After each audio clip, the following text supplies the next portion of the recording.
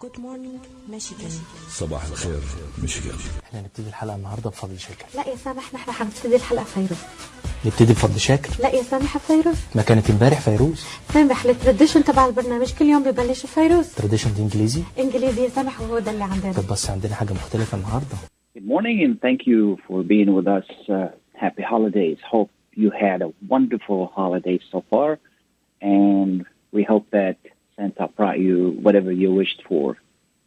As far as me, all I wanted is health. You know, during this difficult pandemic, it's difficult to wish for anything other than going back to normal life, going back to being healthy, and you and your family. Thank you for being with us. This is Khalil Hachem, editor of wnzk.com, the fastest growing business digital magazine in the Middle Eastern communities in Michigan. Hope you're doing well on this cold day, Monday, December 28th, 2020.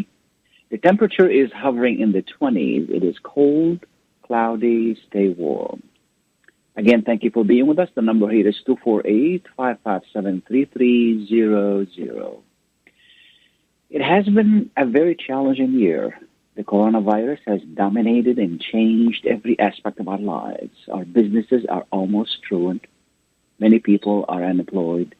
We are in fear, even to visit family and friends. But there is hope.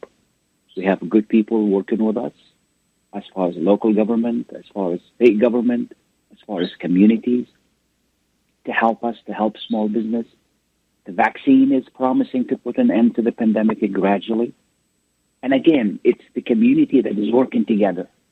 And, excuse me, we wanted to start, our first discussion today is about small business. And we asked our friend Khalil Rahal, Executive Director, the Wayne County Economic Development Corporation, to help us understand what's going on with small business, what kind of help is there, and what should we expect for 2021. Khalil, good morning. Hey, good morning, Mr. Hachem. Thank you for having me. Absolutely. Thank you so much for taking the time to be with us. So what's going on with small business? You guys have been very hardworking to help, and we really appreciate everything you do. Yeah, thank you. I mean, small businesses are taking a really difficult hit, as you mentioned.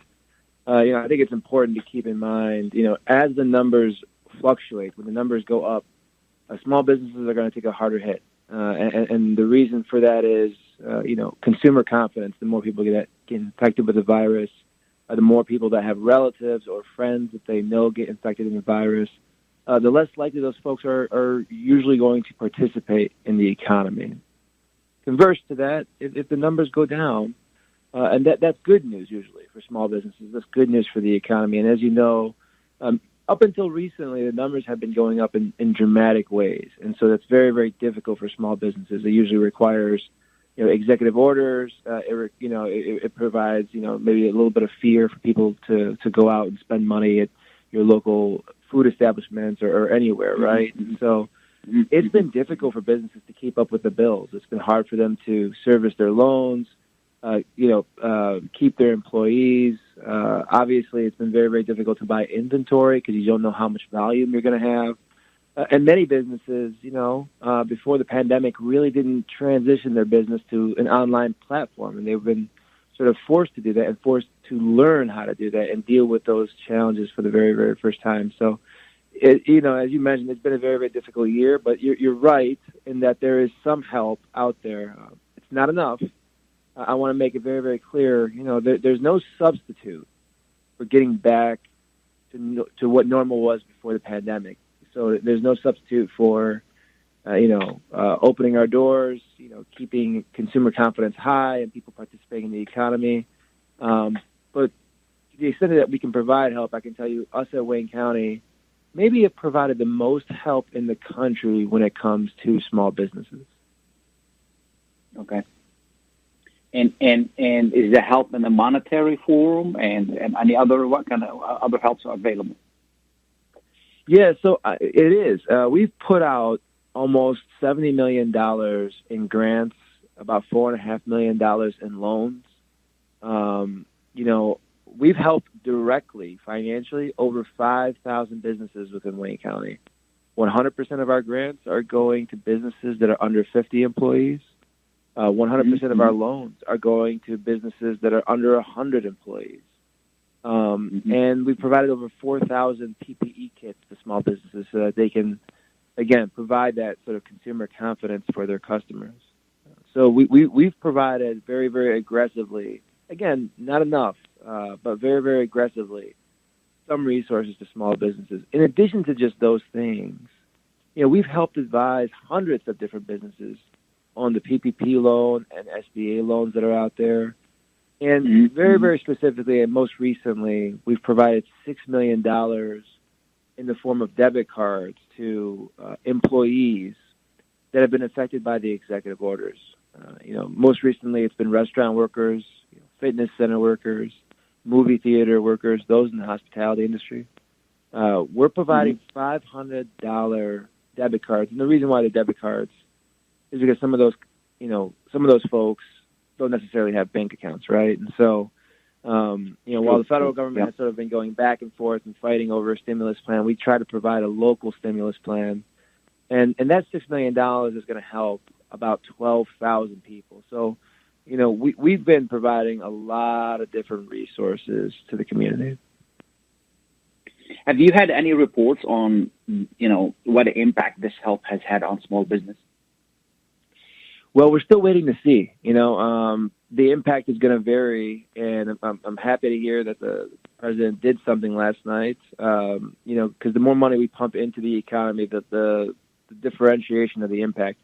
If more money is not pumped, or if money is not made available to small businesses, then you're going to see the impact of the dollars that we put out there not be as significant, right?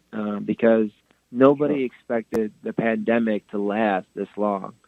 But the president did sign a bill last night, $284 million in new PPP loans that are going to go out into the United States. And he changed the rules. He changed a lot of the rules. The Congress really changed a lot of the rules for businesses to apply. The money will be. Is it easier now when we say change the rules? It is easier. It is easier, and more importantly, it's trying or attempting to go to the places most in need. When the first PPP loan came out, you saw that the application was open only for 13 days. And that's because all the money got sucked up by, larger businesses, people that had relationships with banks, people that knew how to file out the paperwork, right? Now they changed rules to say, only $2 million is the maximum amount a business can get so they can spread the money out. It's got to be under 300 employees. You have to have 25% lost revenue. For any loan that's under $150,000, it's only a one-page application. And they allow you to spend about 60% of it on payroll this time, whereas before you had to spend all of it to get the money forgiven. So there's definitely different rules in place. That's good. What should we expect for 2021? It's still going to be a difficult year. I think it's going to be a better year by all accounts. I think the vaccine will provide some people with consumer confidence. I think there'll be less executive orders. I think that's a reasonable inference. But I think it's going to take time. And the reason why is, a lot of people still don't necessarily trust the vaccine. We're having difficulty in getting the word out on why, particularly, in the hardest hit areas, minority hit areas, African American hit areas, people have not, we haven't done actually a great job of communicating maybe, why it is safe to take the vaccine. I think there have been something like 2 million doses that have been distributed of the vaccine already. It's very minimal side effects, which is really great news. And the more people that, take it, the numbers will continue to go down, and as numbers go down, the consumer confidence will go up, and more people will start to participate in the economy. But I would not expect that it would be what it was in February or January or anything it was last year. I think it's going to take us a couple of years before we get back to what we remembered as normal. Yeah, absolutely. And what would be the second coming up step for small business? What You mentioned there's maybe another round of the PPE, and is there anything else that small business can do on the horizon to get some help? Well, we have over 50 different resources, over 70 different webinars on our website, and you can go to www.waynecounty.com. You click on the economic development icon, and you will find that there is just free advice on there. Advice, again, a lot of it is, how to manage a business during the pandemic, things that you can do to transition online, and just free webinar resources to help manage finances, supply chains, which are really, really difficult right now, and find local vendors. Very, very important to find local vendors to make sure you get the appropriate amount of inventory that you have so you can manage that appropriately. We have, all those kinds of things, and that's free, and that's at your fingertips. But if folks are looking for direct, financial funds right now, the PPP loan is the best loan that's out there. It's a forgivable loan, if you spend 60% of it on your payroll and you qualify. So our folks, at my shop are ready for anybody who needs help with the application. You can feel free to give us a call and visit the website, and a business development manager is a place for you to leave a message, and a business development manager will get back to you. The state of Michigan also, in the bill in lame duck, actually did pass, I believe, around $55 million for small business support. We're still waiting to see the details on how those funds become distributed. In the past, the state has distributed it to the local municipalities, so some of that money would come to Wayne County, and we would put it into the community. That hasn't necessarily been communicated to us yet, but you can be sure that the moment it does, we'll make sure that folks in the community receive information about how to do that and help everybody get as much money as we can get. Wonderful. Is there anything I haven't asked you that people need to know? No, just, continue to adhere to the rules, because, again, if you own a small business, you're wondering what is it right now that is the best thing that you can do, for your business. And the answer to that is, we have to maintain these numbers to be as low as possible. And the moment we can control the numbers, the better your business and everybody else's business will be better off. There is no magic loan. There is no magic grant that's going to substitute to just get back to work. And in order to get back to work, we've got to get control of these numbers and keep people safe. So help is on the way. It's not all for naught, but we're all in this together, so we got to get through it. Absolutely. Khalil, thank you so much. As always, you've been a lot of help. We appreciate everything you do, and you guys have been great. Happy holidays, Happy New Year, and thank you so much for being with us. Thank you for that. Stay safe. Okay, thank you. We're going to take a short break. We'll be right back. Ziyad brand. Quality products from our family to yours. Ziyad Brothers Importing offers the finest quality products, including brands like Sultan, Kraft, Nestle, Hook, Rico Picon, Donna, and many more. Ask your retailer to carry these fine products because you deserve the very best. For more information, visit our website at www.ziyad.com. That's www.ziyad.com. Ziyad, quality products from our family to yours. At Top Rehab Physical Therapy Clinic in Dearborn, we provide effective physical therapy sessions in order to limit pain and discomfort. Top Rehab provides physical therapy care for any diagnosis prescribed by a physician, and we regularly see and treat conditions such as stroke, TMJ, fibromyalgia, sciatica, joint pain, and more. We use a variety of pain management methods, including modalities, soft tissue mobilization, and therapeutic exercise. If you're in need of physical rehabilitation or physical physical therapy, get the highest quality health care at Top Rehab. Most insurance is accepted and we're open Monday, Wednesday, and Friday 8 to 6, Tuesday and Thursday 8 to 5, and Saturday 10 till 2. Call for an appointment today at 313-846-0555. That's 313-846-0555. Choose Top Rehab Physical Therapy Clinic on Michigan Avenue in Dearborn. Life's too short to be in pain.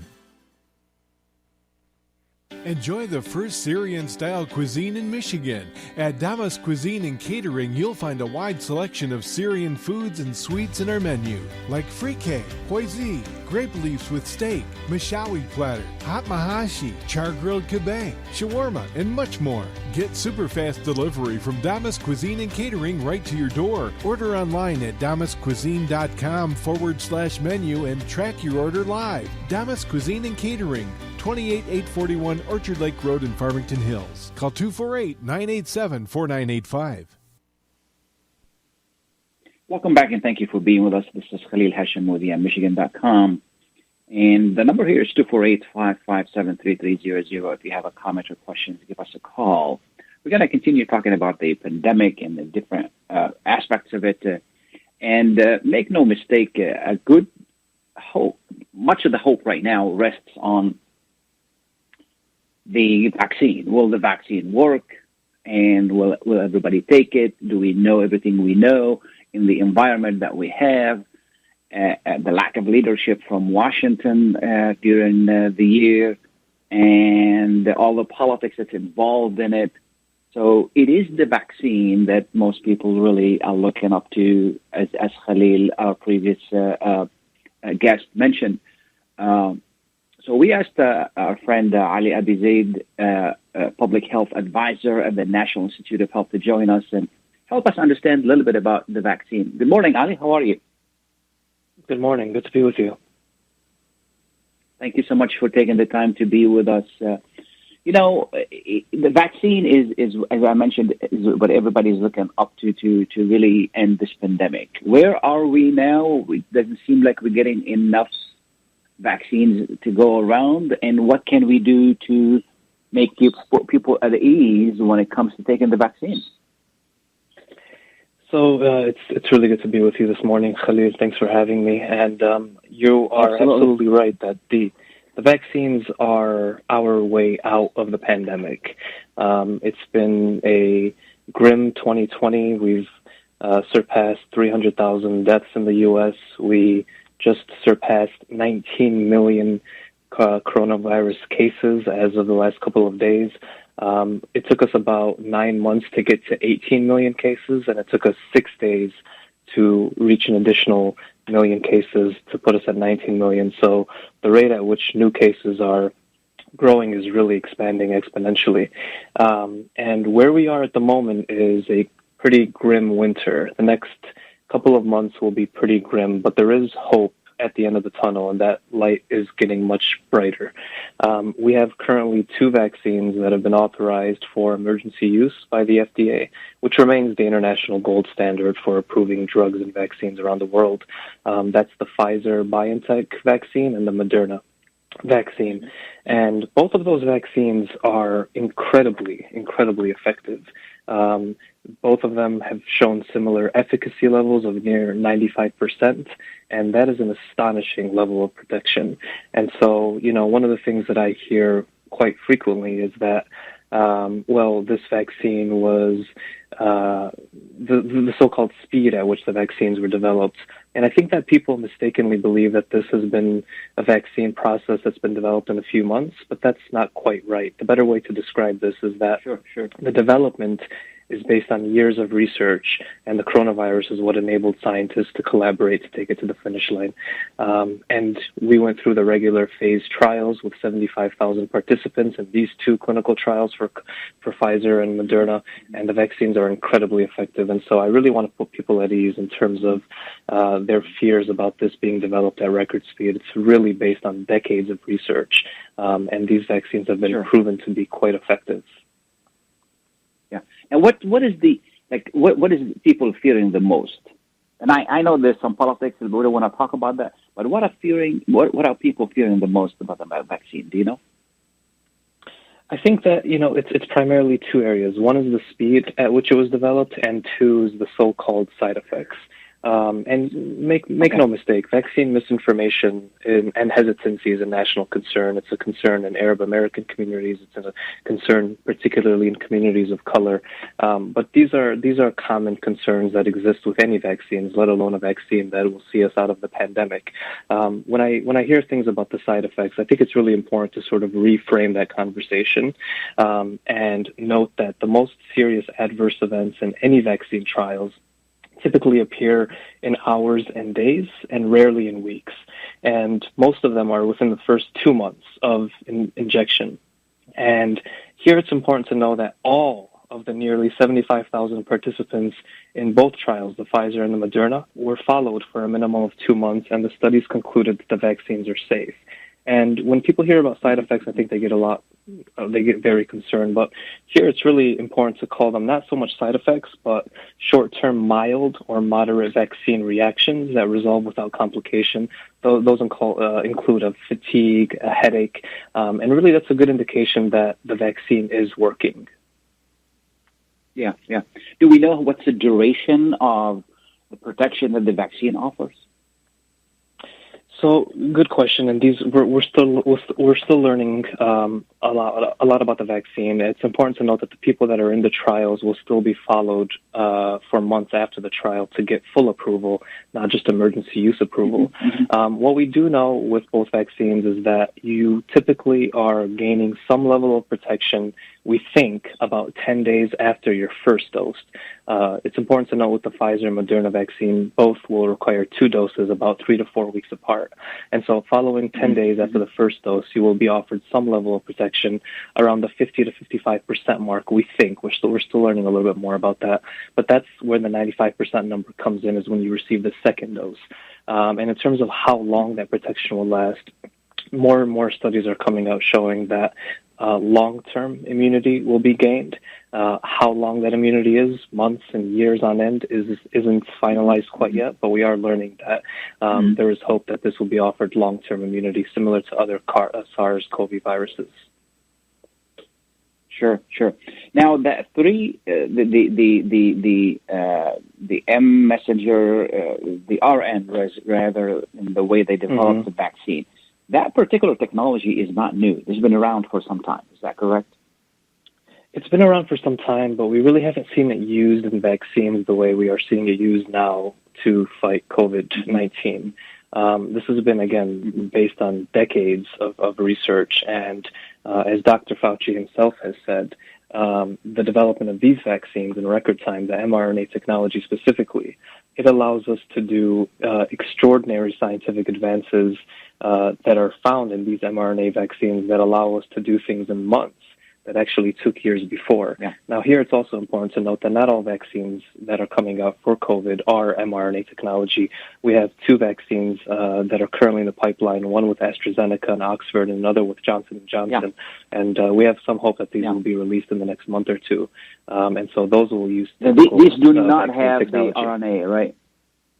That's correct. They're using more of the older form of virus that uses an inactivated or completely inactivated vaccine to inoculate patients. Sure. I think what scares people a little bit is the fact that the mRNA was not approved by the FDA. It's only approved now for emergency use. People feel like, if the FDA felt comfortable with it before, they would have approved it. Was that the case, or just the fact that there wasn't enough time to do that? So it's true that it's a new type of vaccine process and technology, the mRNA technology itself. But it's not necessarily new in the sense that it hasn't been around. It's just that we haven't had a use for it in the sense of a 1 in 100-year pandemic such as this. Yeah. And so this pandemic allowed scientists and industry and government to come together in a way that's never been seen before, that allowed us to, again, do things in months that typically took years before. Yes. And this is what I was going to ask you. Next is, I think what's being lost here in the political discussion is the monumental achievement in science when it comes to this medical science for using the RNA like this And I think this is going to be a huge breakthrough if everything works in the way we deal with medicine. Don't you agree? Absolutely. I think that's a great point, that tucked underneath everything that's happening, especially the political noise in America, is the fact that we have this remarkable new technology that will help us fight off diseases in the future as well. Yeah. One area I like you to address, and a lot of people confuse RNA and DNA. There's a lot of noise that this vaccine will change your DNA. It really has nothing to do with our DNA, just instructing our bodies to create certain immunity for certain virus. Is that correct? That's exactly right. The mRNA vaccines, they give instructions for our cells to make a harmless piece of the coronavirus, which is the spike protein. mRNA will never enter the nucleus of the cell, which is where our DNA, which is the genetic material, is kept. And then the cell breaks down and gets rid of the mRNA soon after it is finished using the instructions. So think of the mRNA as sort of a how-to, and as soon as the body is done making the spike protein, it gets rid of it safely. Yeah. The medical community was not, and did not know maybe, and there was some politics involved as well. They weren't really upfront at the beginning of what's going on, and they gave different conflicting messages. What do you think they need to do really to make the public trust them more? It's a fascinating question because it touches on so many levels of our public forum and government's interaction with people, and public health sort of process moving forward with communicating uncertainty especially. I think one thing that happened is we all were sort of dealing with a once-in-a-100-year event, and public health was learning as we went along. And so we were providing the best information we had at the moment, including on things like masks. At the beginning, we didn't know for sure that masks would help offer a level of protection. Now we know for certain it does. And so at the beginning, what we saw was a little bit of hesitancy in terms of what we knew, because that's what the science showed. And as we learned more in terms of the science, we communicated that more. And it's difficult to sort of touch upon any part of this pandemic without talking about the people in charge at the highest levels in politics. And unfortunately, in America, issues like this do get sort of muddied by politics. And so it's really important for us to separate and suss out those two issues of politics and science and public health to help us realize that these things do get muddied, but it's, science and public health that will prevail at the end of the day. Absolutely. Is there anything, Ali, I haven't asked you that people need to know? I think the only thing is that I still continuously, perplexingly hear that the COVID-19 virus is similar to the flu, but it isn't. And I'll just leave you with one number. Since December 2019, COVID-19 has killed more people in the U.S. than the seasonal flu has killed in the last 5 years. And so I really hope that we can resolve that the COVID-19 virus is not like the flu virus, and most importantly, that the vaccines are safe, they are effective. And when your time comes to get vaccinated, I sincerely hope you will do that for yourself and your family and for your community as well. Thank you so much, Ali. I really appreciate you taking the time to be with us, and Happy New Year. Thank you so much, Khalil. Happy New Year. Okay. We're going to take a short break. We'll be right back. Please stay tuned. Enjoy the first Syrian-style cuisine in Michigan. At Damas Cuisine and Catering, you'll find a wide selection of Syrian foods and sweets in our menu, like frike, hoizi, grape leaves with steak, mashawi platter, hot mahashi, char-grilled kebab, shawarma, and much more. Get super fast delivery from Damas Cuisine and Catering right to your door. Order online at damascuisine.com/menu and track your order live. Damas Cuisine and Catering, 28841 Orchard Lake Road in Farmington Hills. Call 248-987-4985. When you're looking for the best in optical care, Dr. Imad Nakash is your doctor to see. With years of experience and thousands of successful procedures performed, you can trust your eyes to Dr. Imad Nakash. See Dr. Imad Nakash and his professional staff for your eye care needs. There's 2 locations to serve you. In Hazel Park, call 248-336-3937. 248-336-3937. In Rochester Hills, call 248-299-3937. That's 248-299-3937. Ready for an amazing experience at Ishtar Restaurant on 15 Mile Road in Sterling Heights. Enjoy excellent hospitality from owners Ali Abazeed and Fatty Bonham, serving the best in Mediterranean food. Try Chef Ali Abazeed's famous shawarma, the best Iraqi grills and food, and the best Arabic and international dishes. Dine in our authentic atmosphere or take out. Call 586-698-2585 or check us out on Facebook. Ishtar Restaurant practices all CDC guidelines and is open every day 11 a.m. to 10 p.m. Have an amazing experience today at Ishtar Restaurant, 3625 15 Mile Road, Sterling Heights. When it comes to reproductive medicine, IVF Michigan Fertility Centers are the recognized leaders. With locations in Bloomfield Hills and 5 other cities in Michigan and Ohio, IVF has experts in all aspects of the field. As a founding member of IVF Michigan Fertility Centers, Dr. Nicholas Shama is one of the leading reproductive endocrinologists in Michigan and Ohio. Dr. Shama has performed over 10,000 IVF cases and has helped thousands of couples fulfill their dreams of parenthood. American Board Certified in both obstetrics and gynecology and reproductive endocrinology and infertility, Dr. Nicholas Shama is a very caring, compassionate, expert physician that understands not only the medical but also the emotional toil of infertility on his patients. When it's time, get personalized care from Dr. Nicholas Shama at IVF Michigan Fertility Centers in Michigan and Ohio. Call toll-free 855-952-9600, 855-952-9600. Welcome back, and thank you for being with us. We're talking about the pandemic, we're talking about the vaccines, and we've been talking also about small business. And, as I mentioned at the beginning of the segment, at the beginning of the show, this has changed our lives in ways that we never thought that it would. Even visiting friends and families, now we fear that. We fear people coming to our homes. We fear even talking to our neighbors at a close distance. It's going to take a long time to really go back to normal. It's going to take a long time to go back to what we're used to just going to the coffee shop, going to the movies, going to parties without worrying about, am I going to get sick? Am I going to get infected? And we don't know what the repercussion is going to be in the coming year with the vaccine and not the vaccine and the fear and all of that. So it's really interesting how we're going to have to deal with this. And then we're not getting enough information. At the same time, by sitting at home and just staying home, we have a lot more time on our hands to think about things, to think about who we are, what we are, and think about the stories that we want to tell.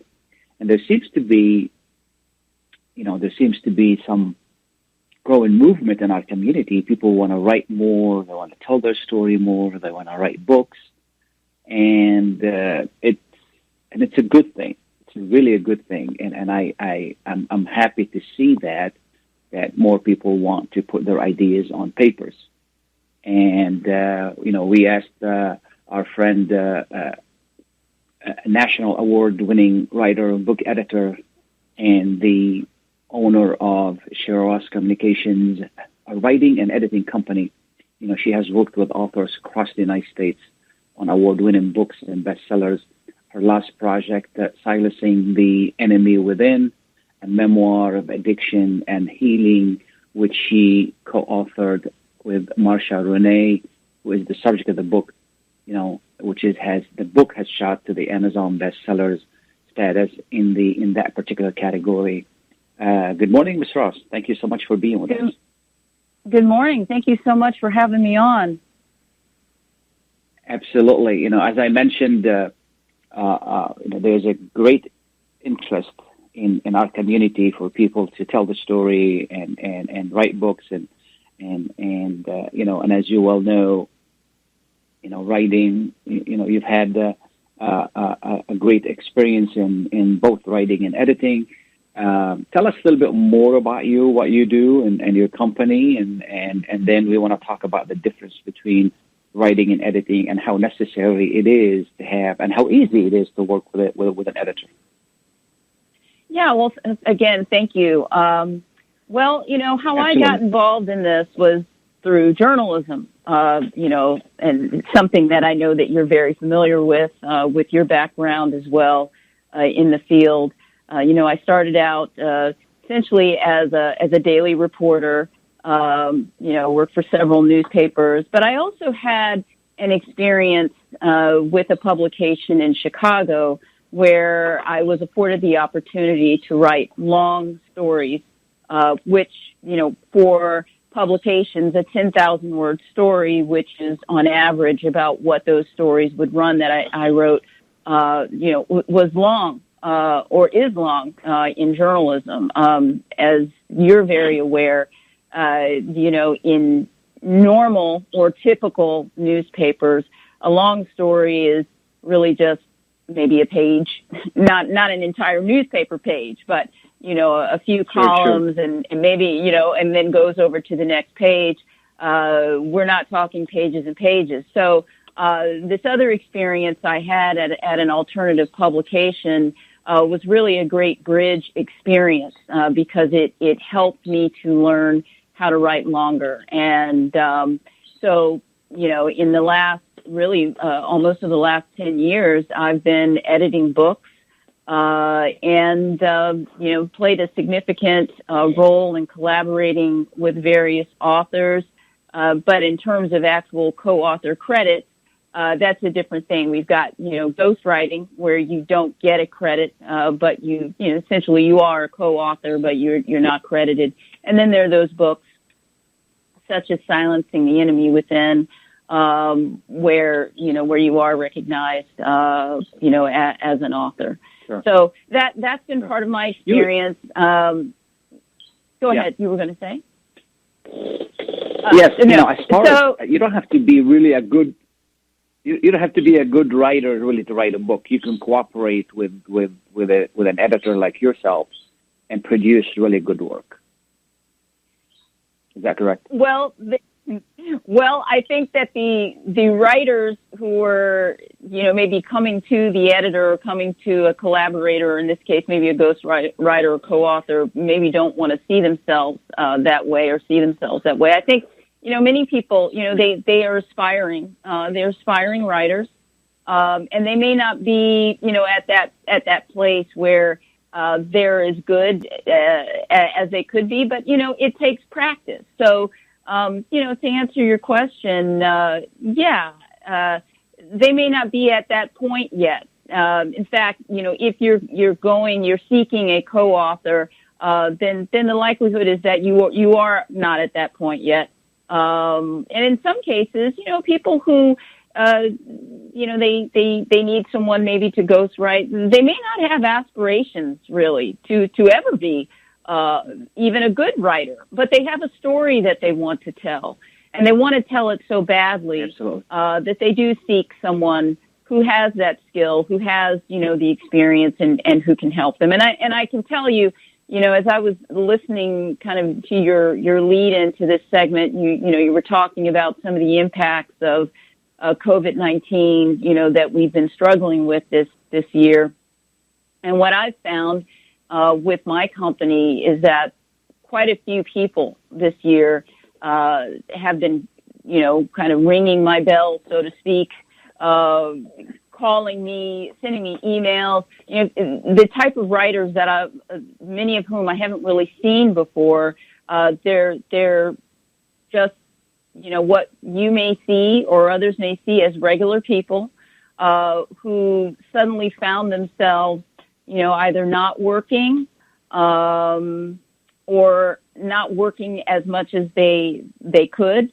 And they suddenly have a lot of time on their hands to maybe write the book that they had always wanted to write, or, get back to a project that they had started maybe years ago, and they finally had months to do it. So several projects that have come to me this year have been from people with absolutely no experience whatsoever with writing, who they outright told me, I'm coming to you with this book. COVID-19 happened.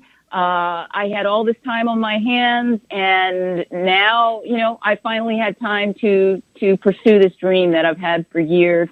Can you help me? Let's go. And so people, come to Cheryl Ross. That was going to be my second question. Communications with, with a lot of experience, with a lot of. That was going to be my second question. It's going to be my second question. When should I come to you and say, here's what I have, what can I do with it? At one point of the writing. Well, I think that it depends really on kind of where you are in terms of your experience level. So, obviously if you're someone who has actually written books, before, and I, typically do work with people who have quite a bit of experience with writing books, then the answer for that person is going to be very different than for the other, writer that I've just kind of mentioned. And so to get to that point, the more experienced writer, in most cases, has already written the book. It's already done. They're coming to me and they're saying, I just need you basically to, let's make sure that we're okay here. And it is more complicated than that, but I'm kind of giving you the short answer. And, there may be some back there's definitely back and forth. Yeah. Well, not always. Even with experienced writers, sometimes, they're surprised and, you make them go back to the drawing board on maybe a few issues or points because, they need work. But with that being said, though, I think really the focus here is on that other type of writer that we were talking about, the one who, is coming to you, who never really has done this before. And I would say that really the time to pick up the phone and talk to an editor is after you have kind of established what it is you think you want to write.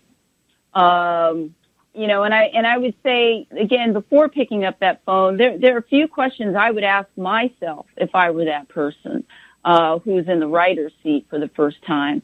And that is, what is the story? What is it that I think I want to say? In your story or your book. And so, here's some tips I would give you. I would say, if the idea here is that you want to write about yourself or the story of your life, maybe you want to leave this as a legacy, for your family. They can have a book they can look at, and read about you. You don't want to just tell it chronologically, in the sense of everything that ever happened to you. The idea is you don't just throw it on the page. You want to tell a compelling story. And so even with and a quote unquote ordinary life, we all have a story to tell. So, it's not just going to be any and every little detail that you think is interesting, but it should be a real story with a story arc, where you come out exactly. On the other end of your story as a changed person for the better, hopefully, or in some significant way that impacted you, changed your life or the lives around you, or your family, and it should, like a movie, it should have a beginning, a middle, and an end. And does that mean that you sit there and you write all of that and then you go to the editor?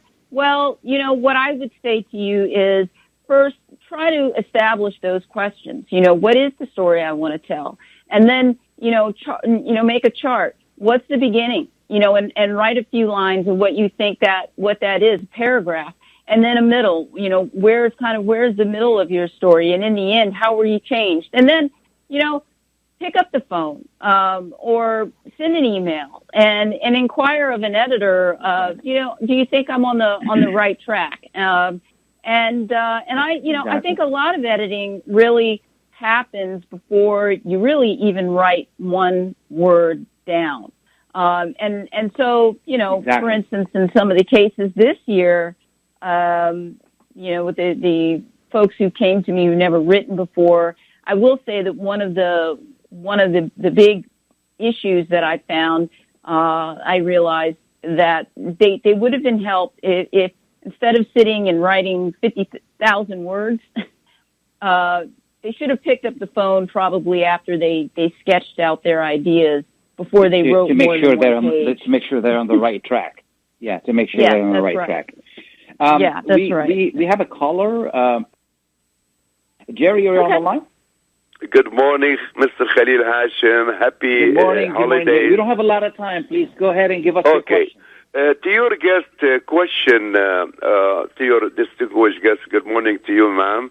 My name is Jerry, and nice to meet you. Nice my to meet you question as well. to you, the pandemic, we've been living in it, is reality for the past 9 months. And as a parents, father and mother, our children, they share this pandemic as even more than adults because they miss their school, the friends from school. What's the question, Jerry? My question is, Mr. Khalil Hachem, to your lady, my respect to her, don't you think the kids will be an opportunity for them to start some project at home and start writing books about their life during the pandemic? And that will give them a chance to participate in this as a memory for the future. So I would love your answer. Thank you, Jerry. Appreciate it. Happy holidays again. Thank you. Well, thank you. Happy holidays to you actually, too. that's a really great point, Jerry. I hope I can call you that. That's a really great point, Yes. and I've actually never heard anyone bring that up. You know, one of the things that I've done with my company is that I have worked with kids and have had workshops where kids as young as middle school all the way up through college. Encourage them to write and to learn more about publishing because certainly, even as a youth, I started writing when I was young. My first short story I wrote when I was 10 years old. That I can remember writing. I was 10 years old, and I loved to write short stories when I was young because I love to read. But to your question, I think that's an excellent question, and definitely, as a parent, I would support that, and encourage my children, to write. And one of the great ways to get into that, I really recommend, as a parent, go out or order. I know a lot, these days a lot of people do not go to the store because you're trying to be safe, but maybe order a journal, a nice journal from online for your kids so they can have something, in black and white in print and encourage them to write every day. And one thing I will tell you is that when I was growing up, I feel very fortunate because in my school system, the teachers that I had, they encouraged us to keep a journal. And one teacher in particular, every day before we even start the lessons, the first thing she would do for, it's been so long, I don't know, was it 15, 20 minutes in the morning? But we would have to take our journals out, and she would allow us that time just to write about anything. And we did that every day, pretty much every day. That was, I want to say that Before was we expand on that, what we're in the 8th grade. Yeah. Before we expand on that, what we're going to do is we're going to take a short break. Yeah, we'll take a short break. We'll be right back. Please stay tuned. Kushat's Mediterranean Market and Shish Kebab offers a great array of your favorite Mediterranean meals. Meals range from lamb specialties, shawarma sandwiches, seafood dinners, and they offer special big trays of your favorite food, plus much more. Kushat's Mediterranean Market and Shish Kebab address is 32839 Northwestern Highway in Farmington Hills. Their phone number is 248-538-9552. That number again is 248-538-9552, and the supermarket is open from 8 a.m. to 9 p.m. Kushat's Mediterranean Market and Shish Kebab will definitely leave you satisfied. Are you going to start a restaurant or grocery store soon? Do you need floor plans and designs? Call Naji Abood at 734-744-9796. Do you want to buy kitchen and restaurant equipment at discount prices? Call Naji Abood now, 734-744-9796. New Concept Products and Design, the trademark of kitchen equipment. 5% discount on all purchases of $75,000 or more.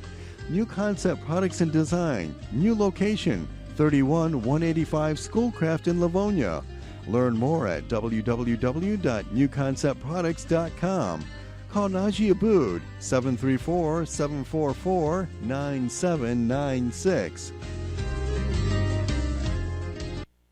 Life is a nonprofit charity that's provided humanitarian aid and development to people and communities for over 25 years, regardless of race, color, religion, or cultural background. When disaster occurs here or around the world, Life for Relief and Development rushes in to provide food, medical aid, and shelter to those in need.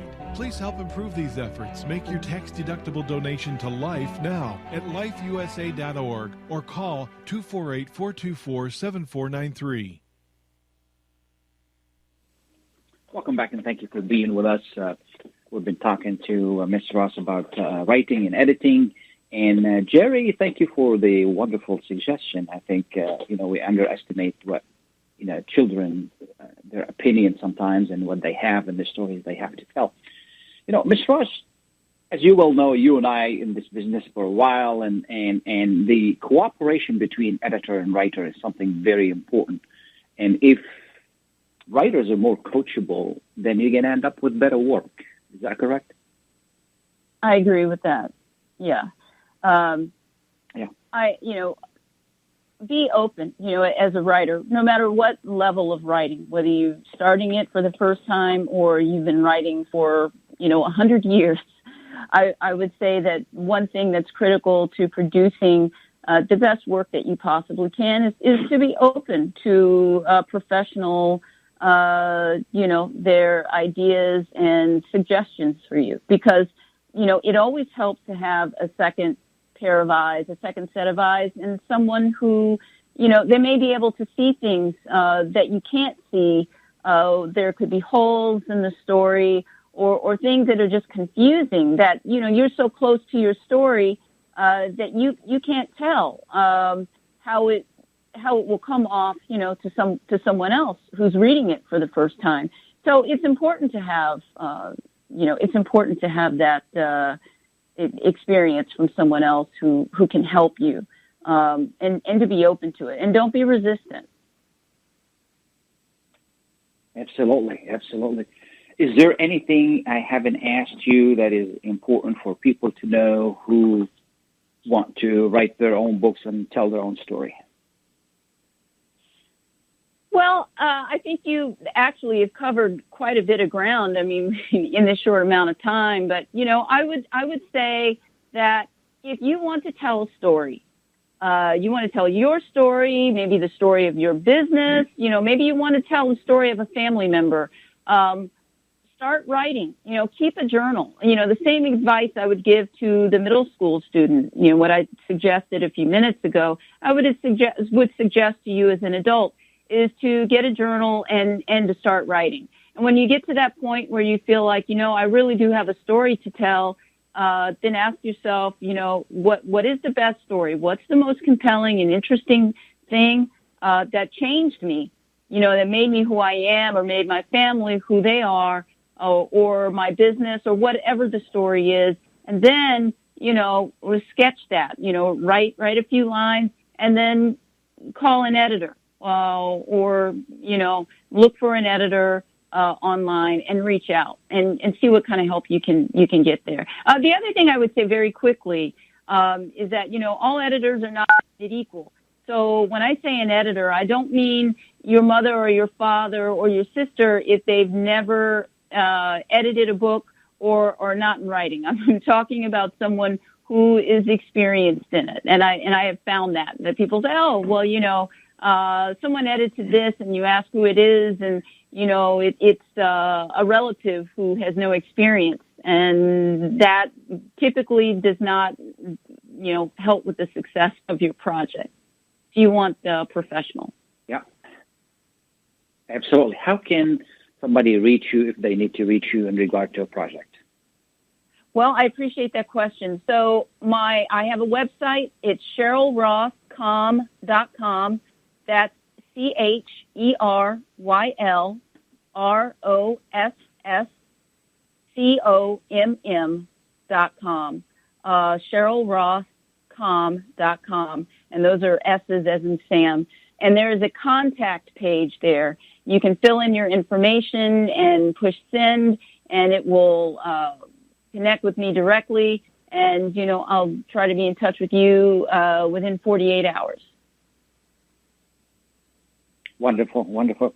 I really appreciate you taking the time to be with us. I mean, these are the holiday times. You're busy with family and friends. But, I recognize how important this topic is, and life is too short, And this is for everybody, and including myself. If you have an idea, if you have a story you want to tell, don't wait too long. Just go ahead and tell that story because it's still vivid, in your mind. It's still there. So again, give us that website one more time if you don't mind. It's CherylRossComm.com. That's CherylRossComm.com. And that's for Cheryl Ross Communications. And that's S in Ross, okay, as in Sam, or as I say, Diana Ross. So people usually get that. Well, most people will associate with that. Well, thank you so much. I really appreciate you taking the time to be with us, and happy holidays, happy New Year. Thank you so much. And happy holidays and happy New Year to you as well. Thank you so much for having me as a guest on the show. I really appreciate and enjoyed it. Absolutely. Well, folks, you've heard it. It's very easy to tell your story. It's, again, don't wait until it's too late. We just want to give a recap of what we talked about today. We talked earlier with Khalil Rahal, and he mentioned several ways where we can help small business, and some of the financial help, some of the other help they have. The county has individuals who will guide you through to make sure your business is successful. Second, we talked to Ali Abazeed about the vaccine and how important it is, and it's proven to be effective. It's proven to be, promising to end the pandemic. Don't be afraid. Get more information. If this is something that you want to do, get some more information. Personally, I'm willing to take it as soon as I'm able to. I've done a lot of work on that, and a lot of study and research on that, and it seems to be very promising.